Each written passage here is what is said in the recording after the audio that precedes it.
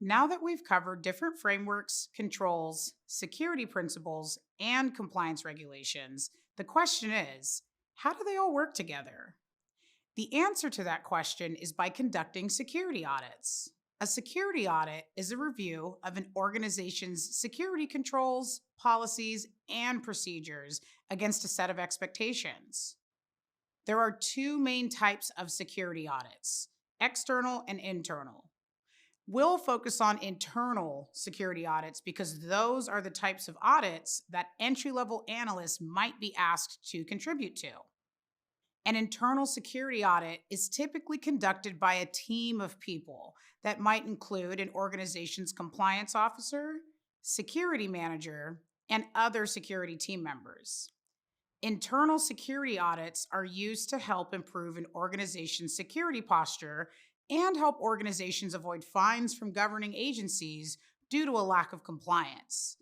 Internal security audits help security teams identify organizational risk, assess controls, and correct compliance issues.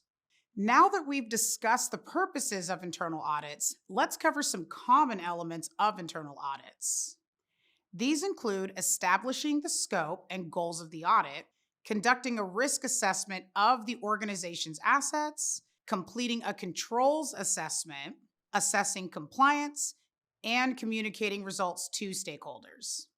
In this video, we'll cover the first two elements, which are a part of the audit planning process: establishing the scope and goals, then completing a risk assessment.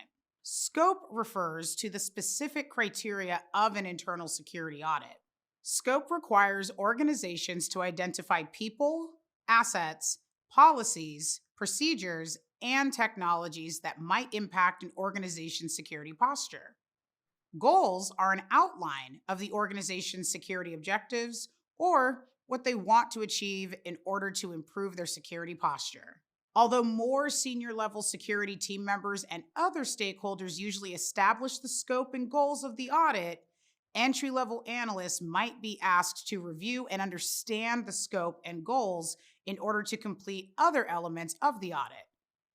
As an example, the scope of this audit involves assessing user permissions, identifying existing controls, policies, and procedures, and accounting for the technology currently in use by the organization.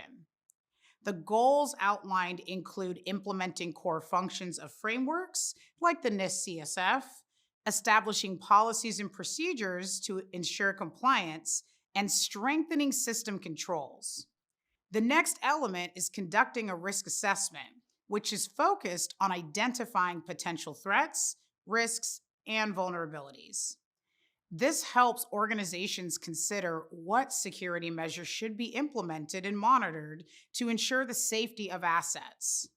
Similar to establishing the scope and goals, a risk assessment is oftentimes completed by managers or other stakeholders. However, you might be asked to analyze details provided in the risk assessment to consider what types of controls and compliance regulations need to be in place to help improve the organization's security posture. For example, this risk assessment highlights that there are inadequate controls, processes, and procedures in place to protect the organization's assets. Specifically, there is a lack of proper management of physical and digital assets, including employee equipment.